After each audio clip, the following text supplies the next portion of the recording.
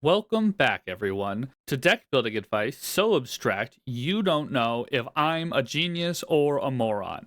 With me, your host, the Wise Hoopo. For this week's lecture, I'm introducing a concept I use to cut through the noise of Commander deck building, called breakpoints. We'll be covering what these breakpoints are, how to apply them to your deck building, and, if you stick around to the end, how you can use them to see to the heart of and learn from deck building templates instead of just copying them. The concept of breakpoints is one of those things that underpins a lot of Magic discussion, but it isn't directly discussed very much. In fact, in my limited research, it's only a concept you would have been directly exposed to if you know how to read prose. Even then, it is often written about with this same frame, as something intimately understood by professionals but underdiscussed in public. Breakpoints refers to the concept that each aspect of Magic there is a specific numerical threshold that have outsized impacts on the performance of a deck or in the game. A common example of this is in 20 life Magic, increasing your damage by 1 from 4 damage a turn to 5 damage a turn represents 1 fewer turns to kill your opponent. But the same increase from 5 damage to 6 damage is far less impactful, as it will still take the same number of turns to kill your opponent. This is because you failed to hit the next breakpoint for damage, that being 7. For some, that explanation will immediately make it clear what I'm talking about here. However, for most, they don't realize that this concept applies to more than just clocks, but setup as well. For instance, a common breakpoint, as we discussed in our ramp video, is determined by a deck's commander mana value. So, for a 4 mana commander, our general desire is to use our small ramp to play it a turn earlier than normal. This means that we should favor 1 and 2 mana ramp, as this allows us to produce 4 mana on turn 3, but shy away from 3 mana ramp, as, while it increases our mana production, it does not cast our commander any faster, and thus is not fulfilling the purpose of our ramp. Worded another way, our 4 mana commander creates a breakpoint for our ramp at 2 mana, so we should cut our 3 mana ramp for falling outside of this breakpoint. I will generally use this line of thinking to jokingly conclude that there are only 3 real mana values of commanders: 2 mana, 4 mana, and 6 mana. 2 mana commanders are those who don't want ramp to be cast for them at all. 4 mana commanders want 1 ramp spell and will generally determine the breakpoint of your small ramp. And 6 mana value commanders refers to commanders who need 2 ramp spells to get to, and thus put less direct pressure on the exact breakpoints of your ramp as compared to the rest of your deck's curve. Interestingly, this has more to do with the play pattern than the actual mana value of the commander in question. For instance, Selvala Heart of the Wilds, in this, is a 4 mana commander, as it really wants you to play a 1 mana ramp spell so that you can play Selvala on turn 2, creating a breakpoint for 1 mana ramp. Meanwhile, I would assert that Zurgo Stormrender is a 2 mana commander, as you're really not trying to ramp into him. Rather, you would like to spend your early turns setting up a board he can immediately support. Despite these commanders being the same mana value, their different playstyles create different requirements on our mana, and thus create different breakpoints for the kinds of ramp we want to run. This is another key aspect of breakpoints. They are different depending on your game plan.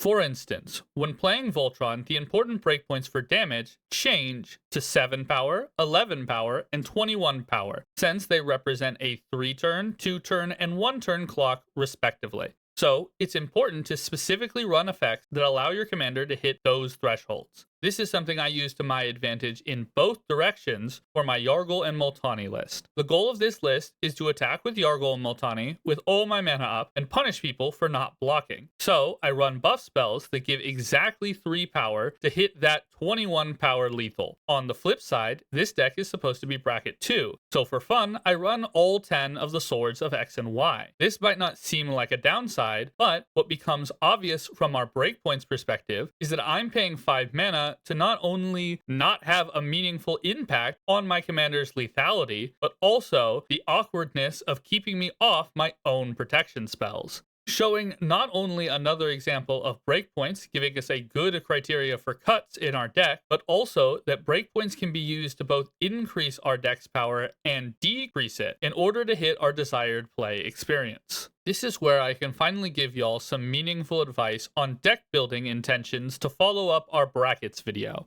As covered in that video, a big part of the bracket system is the intention you have when building your deck. The way this works with breakpoints is you choose your intended bracket, then use your breakpoints as a guide to balance clunky effects versus necessary synergy. I generally do this in bracket 2 by running a decent number of effects that are in between the spaces of my breakpoints, giving some intentional fluff to my deck while still allowing it to operate as intended, if inefficiently. This also gives me a good route for bracket 3 if I find the deck is too effective for bracket 2 or if the inefficiency ruins the fun I had in mind. Since I can just tighten up to those breakpoints, I end up at the default starting position for building a bracket 3 deck. Though I still allow cards to exist on synergy alone at this bracket, as long as it doesn't delay my primary curve out. Finally, at bracket 4, the deck is refined to a knife's edge. Every card tied to a specific plan and a specific intended turn for that plan. While my games might be whimsical, it is refined to the sharpest possible point.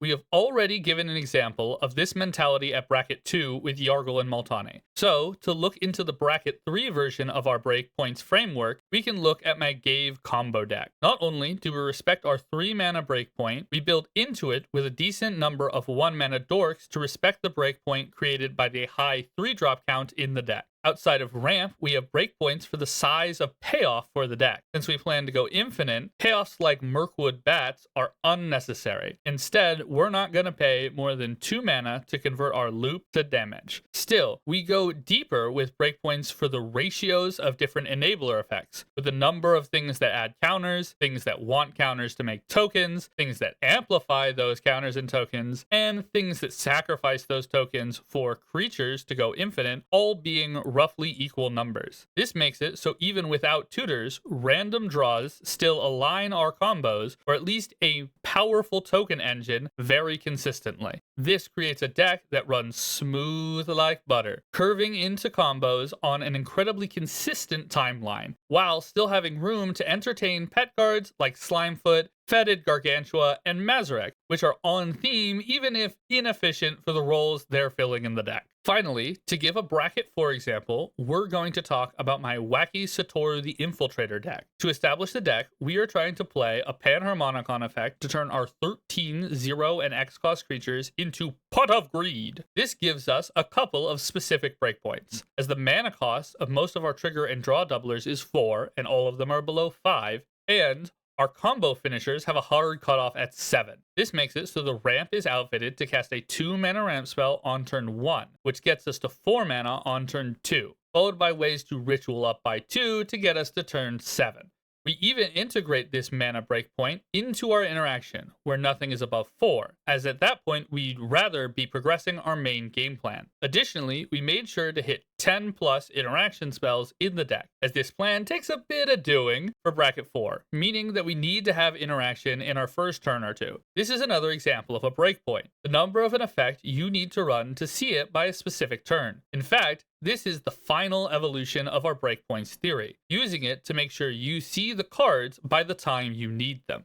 And here's where I get to that promised ability to dissect deck building templates that I was talking about. But before we get into that, if you like this video, please give it a like and share. If you like this style of advice, I'd really appreciate it if you subscribed and rang the bell. Apparently YouTube wants me to tell more of you to do that. Finally, this is really abstract concept. So if you want more concrete advice for specific decks or ideas, come join the Discord. It's still at that sweet spot where it's big enough to be regularly active, but small enough that I can actually respond to everyone's questions and deck lists in my free time. Alright, call to action over, back to why we're here.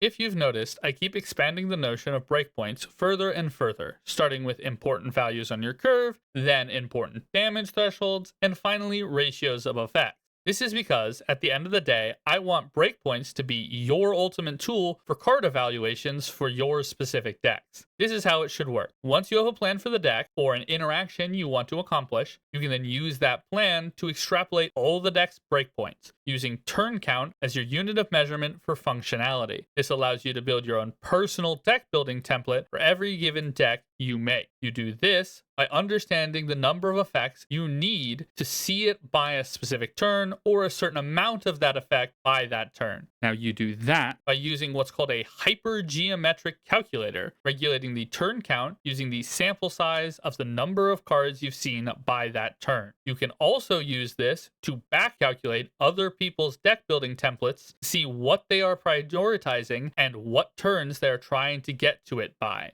This should give us a clear best way to manipulate these ratios. After all, you aren't telling the calculator the turn count, but the number of cards that we've seen. So if we want to mess with our ratios, then we just need to increase the number of cards we've seen by an appropriate turn. This is one of the many reasons card draw is so important to deck building, and why I so often recommend adding more card draw to solve people's various problems. To give some hard numbers to this, if you consistently want to see a certain effect by turn 5, you need 10 of that effect in your deck. But if you can draw 5 extra cards by that turn, you only need 7 of that effect. That seems like a big ask for only 3 extra slots for your deck, but rarely are you looking for only one thing by turn 5. If hypothetically you wanted 3 different kinds of effect by turn 5, then this reduction just found us 9 deck slots. At the highest level, you can pair this with tutors, like the Satoru deck does. Then allow 12 cards spread across all your desired mechanics, paired with 4 tutors, to represent an entire game plan in just 16 cards or less. This gets you a lot of room to fill your deck with the necessary draw, interaction, ramp, and synergy you need to further up that consistency.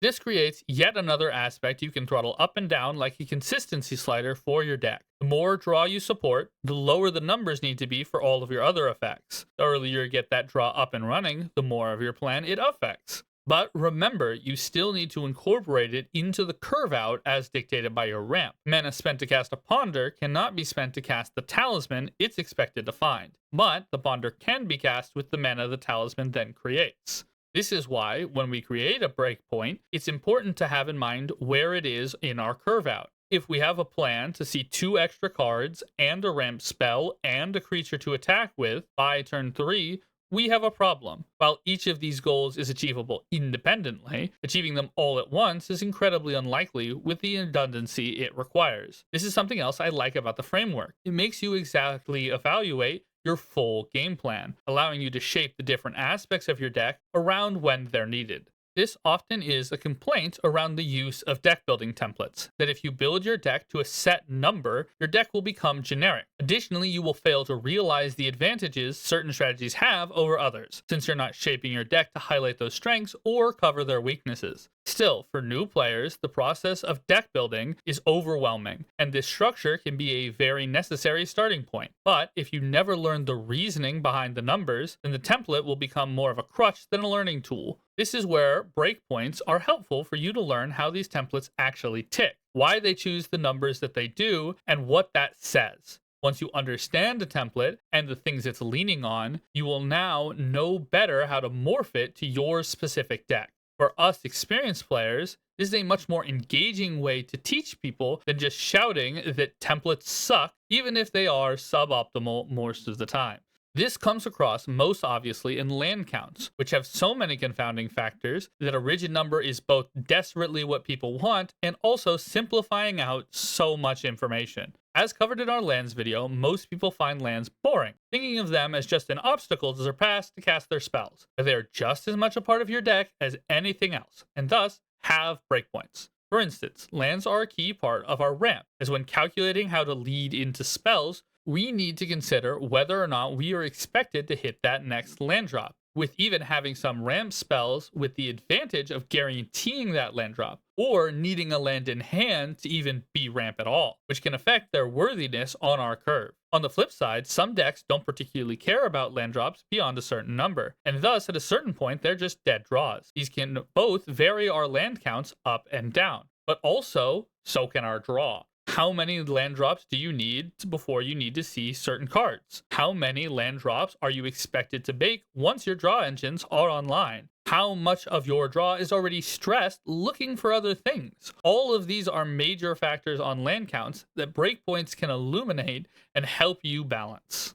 In the end, that's all this is for, to help you parse the many things you want your deck to do, and what cards you need to make sure the deck can accomplish those goals. In Modern Commander, even the most simple and niche game plans have a million synergy pieces at a variety of different mana values and levels of effectiveness, making it important for everyone to have a system for regulating what's worth it in your deck and what doesn't make the cut. For me, it is this system of turn thresholds and breakpoints to keep my eye on the prize when I'm cutting down the initial 170 card mess that I excitedly make into something actually usable. I would love to hear in the comments what systems you use. And thank you for watching.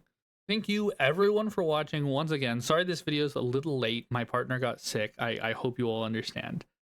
Next one will still be on the Friday after this one. And we have another collab. And we're talking about the interweaving web of effects you use to win the game.